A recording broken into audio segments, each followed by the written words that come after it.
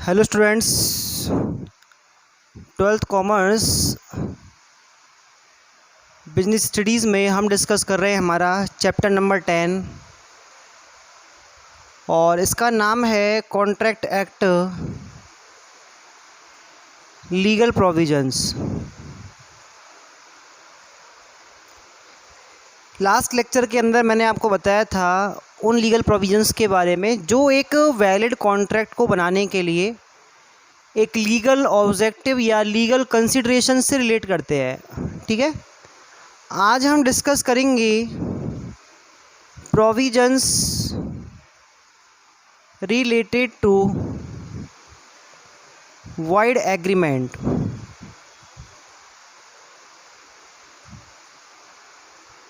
यानी कि जो आपके व्यर्थ ठहराव हैं उनसे संबंधित हम लीगल प्रोविजंस के बारे में पढ़ेंगे। आपको ध्यान हो तो मैंने वैलिड जो एक कॉन्ट्रैक्ट होता है उसके एसेंशियल फैक्टर्स में आपको बताया था कि जो कोई भी आप वैलिड कॉन्ट्रैक्ट करना चाहते हो वो कॉन्ट्रैक्ट इस तरह का एग्रीमेंट ना हो जो कॉन्ट्रैक्ट एक्ट 1872 के अंदर क्लियरली वॉइड डिक्लेयर कर रखा है। अब वो क्लियरली वॉइड कौन सा डिक्लेयर किया हुआ है उसके बारे में हम यहाँ बातें करेंगे। वो सारे के सारे एग्रीमेंट्स आपके वॉइड माने जाएंगे और वो कभी भी क्या नहीं बन सकते, वैलिड कॉन्ट्रैक्ट नहीं बन सकते। ठीक है, तो नंबर फर्स्ट पे हम चर्चा करेंगे agreement with a minor unsound mind person और any person declared disqualify clearly। तो मैंने आपको बताया था कॉन्ट्रेक्चुअल कैपेसिटी के अंदर कि कॉन्ट्रेक्चुअल कैपेसिटी में 3 तरह के लोगों को कॉन्ट्रैक्ट करने के लिए एलिजिबल नहीं माना गया है, जिसमें आपके माइनर्स आते हैं यानी कि एक अवयस्क व्यक्ति, एक अनसाउंड माइंड पर्सन यानी कि अस्वस्थ मस्तिष्क का व्यक्ति, और एक पढ़ा था हमने ऐसे व्यक्ति जिनको कि कॉन्ट्रैक्ट एक्ट के अंदर डिस्क्वालीफाई किया गया है और वो एक वैलिड कॉन्ट्रैक्ट नहीं बना सकते। तो ऐसे लोगों के साथ स्टार्टिंग से ही किए गए सारे के सारे एग्रीमेंट कैसे होते हैं, वॉइड होते हैं। नेक्स्ट हम बात करेंगे agreement between two parties which are on mistake about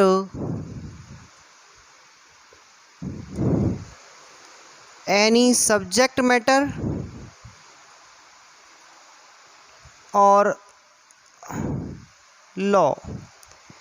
यानी कि जब 2 या 2 से ज़्यादा लोग कोई कॉन्ट्रैक्ट कर रहे हैं और कॉन्ट्रैक्ट करते समय वो उस कॉन्ट्रैक्ट से रिलेटेड जो प्रोविजंस हैं, जो लॉ है या फिर उसका जो सब्जेक्ट मैटर है, जो विषय वस्तु है, विषय सामग्री है उस अनुबंध की, उसको लेकर गलती पे होते हैं तो उसको हम क्या कहेंगे, वॉइड एग्रीमेंट कहेंगे। देखो मैंने आपको फ्री कंसेंट के अंदर 5 फैक्टर्स पढ़ाए थे, कोअर्सियन, अनड्यू इन्फ्लुएंस, फ्रॉड, मिस्टेक और मिसरिप्रेजेंटेशन। तो जो स्टार्टिंग के 4 हैं मिस्टेक को छोड़कर वो सब वॉइडेबल है। कैसे हैं वॉइडेबल? अगर मान लो एग्रीड पार्टी इस चीज़ के लिए कोर्ट में एक केस फाइल करती है तो उसको वॉइडेबल एग्रीमेंट माना जाएगा।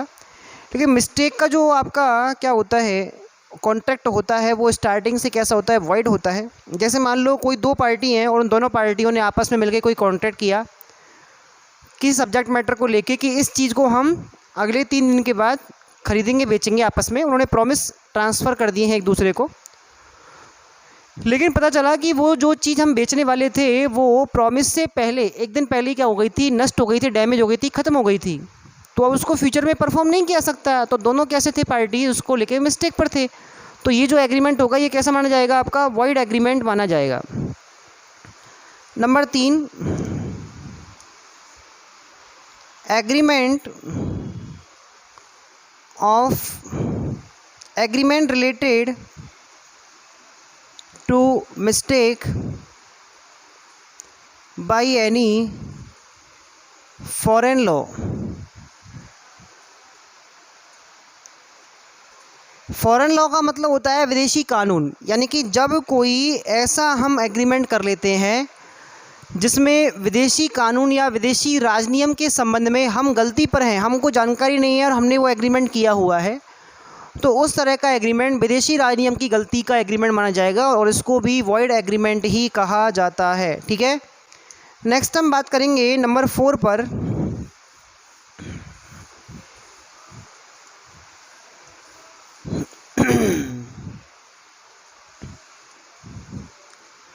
Agreement related to unlawful objective और कंसीडरेशन, यानी कि अगर मान लो किसी कॉन्ट्रैक्ट के जो ऑब्जेक्टिव हैं या उसमें जो कंसीडरेशन पे किया जा रहा है एक पार्टी से दूसरी पार्टी को, वो दोनों ही कैसे हैं, अनलॉफुल है, तो उस कंडीशन में आप उन दोनों में से किसी एक के कारण भी अगर मान लो ये अवैध घोषित होता है तो ये शुरुआत से ही कैसा होगा, व्यर्थ होगा, और आप किसी भी पार्टी को दूसरी पार्टी को इसके लिए एबल नहीं मान सकते कि आप बाई कोर्ट अपने कंसिडरेशन को ले सकते हैं या परफॉर्मेंस को पूरा करवा सकते हैं। ठीक है, नेक्स्ट हम बात करेंगे agreement to restraint any restraint a marriage of any person other than a minor, यानी कि एक माइनर पर्सन को छोड़कर अगर आपने किसी वयस्क व्यक्ति या किसी भी व्यक्ति के विवाह में, शादी में, मैरिज में रेस्ट्रेंट यानी कि रुकावट डालने के लिए कोई एग्रीमेंट किया है तो उस एग्रीमेंट को भी कैसा माना जाता है, वॉइड एग्रीमेंट माना जाता है। और इस तरह का जो आपका एग्रीमेंट है वो शुरुआत से वॉइड रहेगा, क्योंकि लॉ ये मानता है कि कंट्री के अंदर जितने भी लोग हैं उनको फ्रीडम है इस चीज़ की कि वो मैरिज कर सकते हैं कि वो मैरिज कर सकते हैं और इस मैरिज के लिए वो फ्री हैं। लेकिन अगर मान लो आपने उसके लिए कोई कॉन्ट्रैक्ट किया है तो वो कॉन्ट्रैक्ट वॉइड माना जाएगा। जैसे मान लो एक बंदा है ए और इसने एक लड़की से बी से ये प्रॉमिस किया कि अगर वो शादी नहीं करती है किसी दूसरे व्यक्ति से, अगर वो शादी नहीं करती है दूसरे व्यक्ति से तो वह उसको 5,000 रुपये देगा। क्या देगा? 5,000 रुपये। तो ये जो आपका कॉन्ट्रैक्ट है ये शुरुआत से कैसा है, वॉइड है, क्योंकि इससे जो बी है उसकी शादी में रुकावट डाली जा रही है और इसको लेकर जो लॉ है वो आपको परमिट नहीं करता, परमिशन नहीं देता। इसके अलावा अगर हम बात करें नंबर 6 पर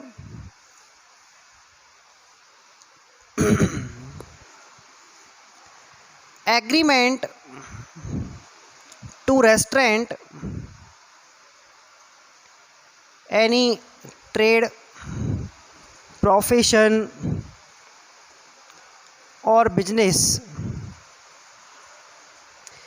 यानी कि अगर मान लो आप किसी तरह का ऐसा एग्रीमेंट करते हैं जो किसी दूसरे व्यक्ति के व्यापार में, पेशे में या उसके व्यवसाय में रुकावट डालता हो, उसके बिजनेस को रोकता हो, तो इस तरह का जो आपका एग्रीमेंट होगा वो वॉइड माना जाएगा। देखो क्या होता है, जैसे हम एग्जांपल लेते हैं कि ए और बी दोनों का एक ही मार्केट में एक जैसा काम है, एक जैसा बिजनेस है।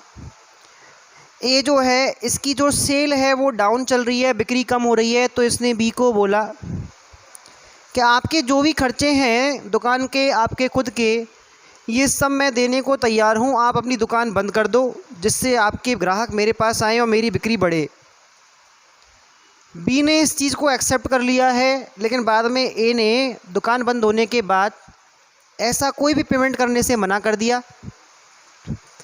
तो यहाँ पर जो आपका एग्रीमेंट है वो एग्रीमेंट बी के बिजनेस में रुकावट डालने का है, तो इस तरह के एग्रीमेंट को वॉइड माना जाएगा और किसी भी तरह का कोई भी कंसिडरेशन किसी भी पार्टी को देना लेना नहीं होगा।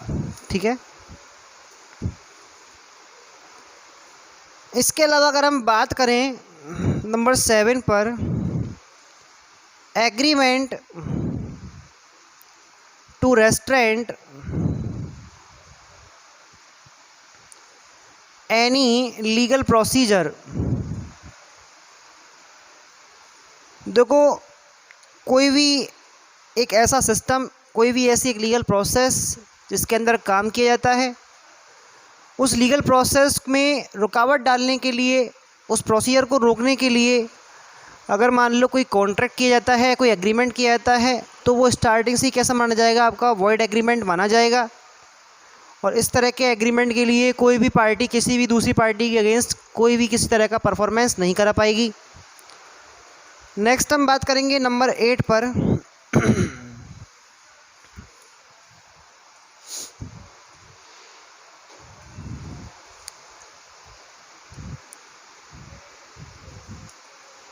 वेजरिंग कॉन्ट्रैक्ट के बारे में। वेजरिंग कॉन्ट्रैक्ट जो होते हैं वो सारे के सारे वॉइड माने जाते हैं। वेजरिंग कॉन्ट्रैक्ट का मतलब क्या है, इसको बोलते हैं हम बाजी के ठहराव। ये आपका एक मोस्ट टॉपिक है, इसको आप ध्यान से समझेंगे।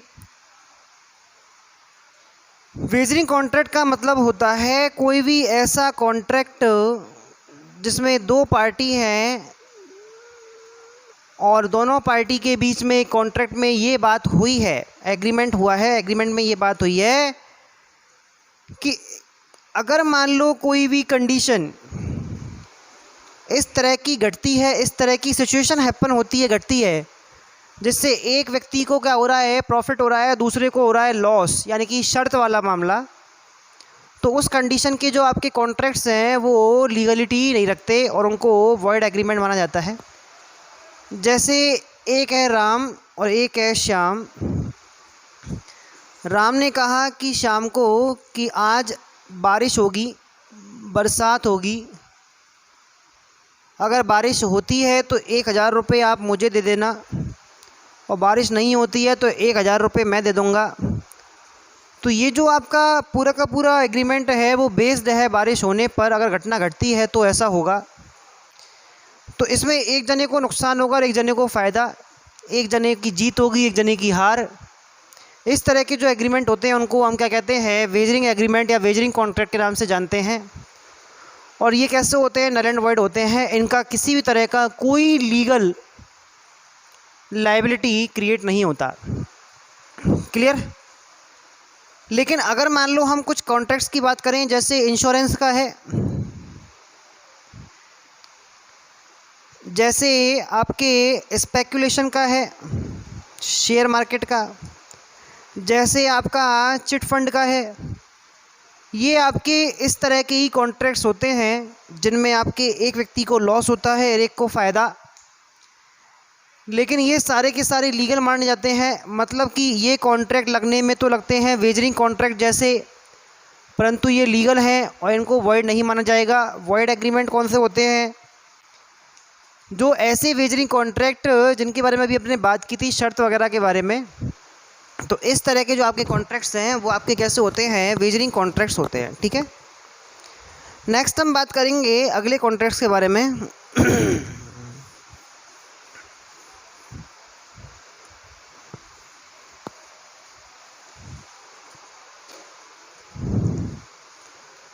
नंबर 9 पर हम पढ़ेंगे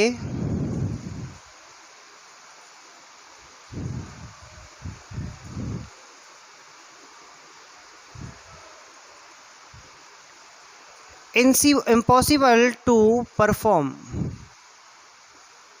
ऐसे एग्रीमेंट जिनके अंदर किसी काम को, किसी एक्ट को परफॉर्म करना इम्पॉसिबल होता है, उसे हम क्या कहेंगे, वॉइड एग्रीमेंट कहेंगे। जैसे चांद तारे तोड़ने की बात करना, ये पॉसिबल काम नहीं है। जैसे जादू से खजाना ढूंढने की बात करना, ये पॉसिबल काम नहीं है। तो इस तरह के जो एग्रीमेंट होते हैं वो आपके वॉइड एग्रीमेंट होते हैं। और नंबर 10 पर अनसर्टेन कंडीशंस, ऐसे कॉन्ट्रैक्ट जिनकी कंडीशंस कैसी होती हैं, अनसर्टेन होती हैं, फिक्स कुछ नहीं होता। जैसे मैं अपना मकान किसी दूसरे व्यक्ति को बेचने के लिए प्रपोजल रख रहा हूँ और उसमें मैंने कहा कि मैं आपको अपना मकान 10 या 20 लाख में बेच दूँगा, तो यहाँ सर्टेन नहीं है 10 या 20। तो इसमें क्या है कि इस तरह के एग्रीमेंट कैसे होते हैं, वॉइड एग्रीमेंट माने जाते हैं। आपको एक सर्टेनिटी होनी चाहिए टर्म्स के अंदर, और तब जाके आपका जो कॉन्ट्रैक्ट है वो वैलिड बनेगा। तो इस तरह से जो वॉइड एग्रीमेंट है उसके आपने कुछ एग्जांपल्स पढ़े, आई होप आपको समझ में आए होंगे। नेक्स्ट लेक्चर में बातें करेंगे हम अगले प्रोविजंस के बारे में। आज की क्लास में केवल इतना ही। Thank you.